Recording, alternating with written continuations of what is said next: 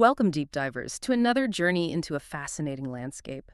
Today, we're exploring a topic that profoundly impacts so much of what we do: the power of our beliefs about our own abilities. Think about it for a moment. Do you truly believe your basic traits, like intelligence or personality, are fixed, like they're just carved in stone? Or do you believe they're more like muscles, things you can actively develop and grow over time? Okay, let's unpack this with our expert today. What's the core idea we're diving into? Well, that core question you just posed, as simple as it sounds, it's exactly what Carol S. Dweck's groundbreaking work on mindset explores. What Dweck's research reveals is that these fundamental beliefs about ourselves, they don't just sit in the background. They powerfully affect what we want to achieve, how we approach challenges, and ultimately whether we succeed. This deep dive will show you how a seemingly simple belief about yourself permeates, well, every part of your life: your personality, your relationships, your career, and how understanding it is key to unlocking your true potential. So let's start with the foundational distinction that Dweck identifies. There are two core mindsets. First, we have the fixed mindset. How would you define that for our listener? The fixed mindset is basically the belief that your basic qualities, your intelligence, your personality, your talents, are essentially fixed traits. You're born with a certain amount and, well, that's pretty much it. It's like being dealt a hand of cards. And you just have to play with what you've got with no real room to improve the hand itself. Right. And on the other side of that coin, there's the growth mindset. How does that differ? The growth mindset, in contrast, is the belief that your most basic qualities are things you can cultivate, things you can develop through effort, dedication, and hard work. It's not about being born with it, but about growing into it, like those muscles you mentioned earlier. Yeah. You might have a starting point, sure, but that point isn't your destiny. And here's where it gets really interesting. New research isn't just suggesting that a growth mindset is a good thing to believe, Yeah. but that it's actually correct. Even the most basic components of intelligence can be taught and enhanced, even in adults. And personality traits, they can change significantly over time. It's truly compelling, isn't it? It absolutely is. Yeah. And, it's not just a modern revelation. This age-old debate has actually been ongoing for centuries, this question of human nature. Are our qualities carved in stone, or can they be cultivated? Many people, for example, they assume that Alfred Binet, the very inventor of the IQ test, believed in fixed intelligence. That's the common assumption. But what's so fascinating is he was actually a strong champion of the view that intelligence could be changed. He designed his test to identify children who weren't succeeding, specifically so that new educational programs could be developed to help them improve. Binet famously said, and I quote, "We must protest and react against this brutal pessimism. With practice, training, and above all, method, we manage to increase our attention, our memory, our judgment, and literally to become more intelligent than we were before." Wow. That's a surprising piece of history right there. So Binet wasn't the fixed intelligence guy people think. And today, what's the scientific consensus on this nature versus nurture debate? Is it one or the other? Well, most experts agree it's not really in either situation. It's not just nature or nurture. Genes and environment, they constantly interact in incredibly complex ways. What scientists are truly realizing is that the brain has far more capacity for lifelong learning and development, for neuroplasticity, than we ever thought possible. Okay. So what does this all mean for you, personally, as our listener? How does the view we adopt for ourselves profoundly affect the way we navigate our lives day to day? That really is the crux of it, isn't it? Because whether you believe your abilities are fixed or can grow, it shapes every decision, from what risks you take to how you react to setbacks, and ultimately who you become. Your adopted view profoundly affects the way you lead your life. Let's dive deeper into that first mindset then, the fixed mindset. It seems its driving force is this intense urgency to constantly prove oneself. Is that right? Exactly. If you believe you only have a certain unchangeable amount of intelligence or character, then your primary goal becomes to continuously demonstrate that you possess a healthy dose of these traits, and crucially, to avoid looking deficient at all costs.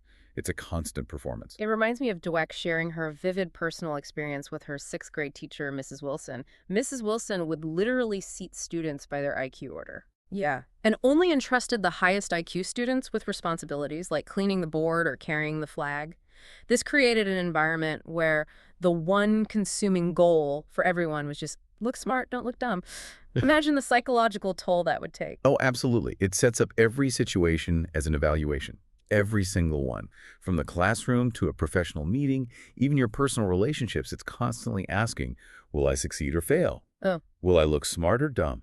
Will I be accepted or rejected? yeah. It's like living your life holding a royal flush in your hand when you're secretly terrified that it's actually just a pair of tens. That's a great analogy. The perceived stakes are incredibly high, and it just fosters this deep insecurity. That analogy of the royal flush with a secret fear of a pair of tens really captures the anxiety. It makes me wonder, how does this internal pressure manifest in daily decisions for someone like our listener? Like, imagine you've had a truly awful day. You got a disappointing C plus on an important midterm. Then on the way home, bam, a parking ticket. And to top it off, you call your best friend to vent, and they just kind of brush you off. Oof, yeah. For someone with a fixed mindset, their reaction to this bad day isn't just disappointment, it's deeper. They'd likely internalize these failures, feeling like a total failure, an idiot, maybe worthless and dumb, thinking things like, my life is pitiful or life stinks. They see these external events as direct measurements of their inherent competence and worth, not just, isolated incidents. And it seems this also profoundly impacts their approach to effort and risk, doesn't it? They shy away. Absolutely. For the fixed mindset, effort and risk are often seen as dangerous, things that might reveal their inadequacies. They typically don't buy into sayings like, nothing ventured, nothing gained. For them, it's more like, nothing ventured, nothing lost. Right. Less risk. Yeah. And if you have to work hard at something, their logic often suggests you must not be good at it. They believe things come easily to people who are true geniuses. That's a startling perspective. Oh. That effort is actually a bad sign. The source shared an anecdote about these graduate students admitted to Columbia, amazing scores, near perfect grades, but within one day of being confronted with real academic challenge, they felt like complete imposters. Just because they expected things to always come easily. Their belief system was incredibly fragile. Precisely. And this fundamentally changes the meaning of failure. It's a huge shift. Yeah. It shifts from, I failed, which is an action, something you did, to, I am a failure, which is an identity. That's a truly chilling insight. I am a failure. It highlights how, for the fixed mindset, success is often just about avoiding the revelation of inadequacy. Rather than striving for growth, it makes every moment a potential existential threat. We see striking examples of this, like the story of that 3-year-old boy, Robert. Oh, yeah? After not getting into a top preschool, his parents suddenly cooled toward him, as if he had discredited himself. At 3. It's heartbreaking. Or the renowned French chef, Bernard Lousseau. He tragically committed suicide over a mere 2-point drop in a restaurant guide. He was terrified by rumors of losing a 3rd Michelin star, even though he hadn't actually lost it yet. The perceived personal failure just became overwhelming because his identity was so wrapped up in his current status. So devastating. Okay, let's contrast that bleak picture with the growth mindset. What's at its core? Its core belief is totally different. It's that your basic qualities are simply starting points for development. Everyone, despite differences in initial talents or aptitudes, can change and grow through application and experience. For them, true potential is unknown and unknowable. It's really impossible to foresee what someone can accomplish with years of passion, toil, and training. That's a really powerful idea, and we see it throughout history, don't we? Darwin and Tolstoy both considered ordinary children. Ben Hogan, one of the greatest golfers ever, was apparently uncoordinated and graceless as a child. Even the photographer Cindy Sherman was seen as unremarkable early on. Their eventual greatness wasn't predetermined, it was cultivated. Exactly. So let's reconsider our bad day scenario from a growth mindset perspective. These individuals would certainly feel distressed by the C plus LA, the parking ticket, being brushed off by a friend. Nobody enjoyed those things. Sure. However, they wouldn't label themselves as failures or just give up. Instead, they'd make plans. They'd think, okay, I'll study harder for the next exam, or I need to make a plan for my finances to handle this ticket, or maybe I need to find out what's wrong with my friend. They're ready to take risks and confront challenges head on. That's the key difference, isn't it? Confronting it. Dweck recounted this life-changing observation of a 10-year-old boy confronted with hard puzzles. He apparently pulled up his chair, rubbed his hands together, smacked his lips, and cried out, "I love a challenge." And another kid, deep in thought, looked up and said, I was hoping this would be informative. These children weren't thinking they were failing. They truly thought they were learning. It's such a profound shift in perspective. Yeah. For the growth mindset, failure is certainly a painful experience, sure, but it isn't defining. It's viewed as a problem to be faced, dealt with, and learned from. Jim Marshall's story is incredible, isn't it? The Yeah. Minnesota Vikings player who ran the wrong way. Oh, the wrong way touchdown on national TV. Instead of letting that humiliating moment define him, he pulled himself together, played some of his best football in the second half, and later used that experience to become a better player in person. That's resilience. It really underscores a crucial insight. True resilience isn't just bouncing back, but actually leveraging setbacks, using them as catalysts for profound personal transformation, making the perceived failure a turning point. And it highlights the transformative power of effort in this mindset. Exactly. And the growth mindset, no matter what your ability is, effort is what ignites that ability and turns it into accomplishment. Think of the poignant example of Seabiscuit, the, broken down racehorse, Yeah. and his author, Laura Hillenbrand, who was battling chronic fatigue syndrome while writing his story. Both are these incredible testaments to the triumph of will and the immense power of effort to change not just ability, but the person themselves. Now let's broaden our view a bit. How do these mindsets play out in key life areas? Let's start with relationships. It must affect who we choose as partners and how we navigate the inevitable ups and downs. Oh, absolutely. For someone with a fixed mindset, they often seek a partner who puts them on a pedestal, Yeah. someone who makes them feel perfect and validates their fixed quality. Right, affirmation. But a growth mindset person, Yeah. they often want something different. They want a partner who sees their faults and helps them to work on them. Yeah. Someone who challenges them to become a better person and encourages development. It's about shared growth, not just static affirmation. That makes perfect sense. I recall Dweck mentioning the moment of a growth mindset woman married to a fixed mindset man, where every suggestion she made for improving the relationship was seen not as a constructive idea, but as a direct criticism of his fixed qualities, like an attack. Exactly. It seems the fixed mindset often holds this belief that if you're compatible, everything should just come naturally. No effort needed. Yeah, the meant-to-be myth. Right. But as relationship experts like John Gottman point out, every marriage demands an effort to keep it on the right track. Growth-oriented partners understand that work is essential for a relationship to thrive and evolve, just as it is for personal development. Okay, now here's where it gets really interesting, I think, when we look at leadership in organizations. The impact of a leader's mindset can literally make or break a company, right? Absolutely. It's huge. Fixed mindset leaders. Think Leah Kaka at Chrysler back in the day, or Kenneth Lay and Jeffrey Skilling at Enron, Infamous examples. or Steve Case at AOL and Jerry Levin at Time Warner during that merger. They often prioritize their personal greatness, their reputation, their ego, over the long-term health of their companies. They frequently fail to look at their own deficiencies. They fostered this kind of genius with 1,000 helpers model. I know that model. Yeah. And sometimes, tragically, they sacrifice their companies to protect their own image. Their focus was on proving their own brilliance. And how do growth mindset leaders contrast with that? Who are some examples? Well, in stark contrast, you have growth mindset leaders like Jack Welch at GE, Lou Gerstner, who turned IBM around, Anne Mulcahy at Xerox. These leaders focused on growth, transparency, open communication. They focused on developing their employees and fostering teamwork. They embraced problems as learning opportunities. They consistently put the company's development and the people's development first. Their legacy wasn't just about personal glory. It was about building lasting strength and fostering a culture of continuous improvement. That's a powerful contrast. We also see mindsets heavily at play in learning and school achievement. This directly impacts our young people. Indeed. A study Dweck conducted was really telling. It showed that fixed mindset, junior high students, their grades actually declined when the work got harder, while growth mindset students, they showed an increase in their grades over the same 2 years. An increase? Yeah, and their study strategies were vastly different too. Fixed mindset students often just memorize facts. If they failed a test, they'd conclude something like, well, I guess chemistry just isn't my subject. Whereas growth mindset students, I imagine, took a different approach. Yeah. More active. Exactly.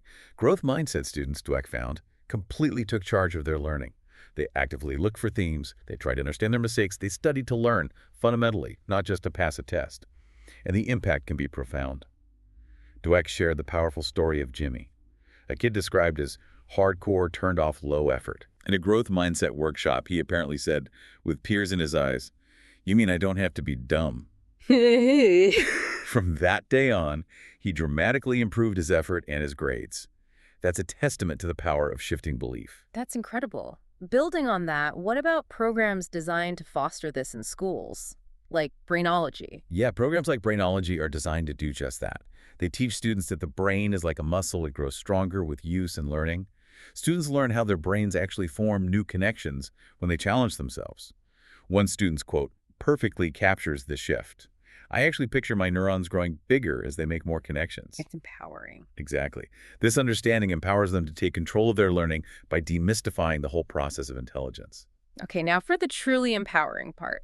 You might be sitting there thinking, this is interesting, but can I actually change my mindset? And the answer, happily, seems to be yes. Yeah, you absolutely can. Mindsets can be changed. It's not set in stone itself. While old beliefs might still linger sometimes, new, stronger beliefs can take their place over time.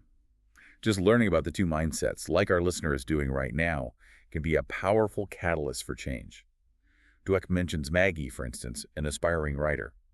After learning about mindsets, she overcame her deep fear of criticism and finally signed up for that creative writing class she'd been avoiding.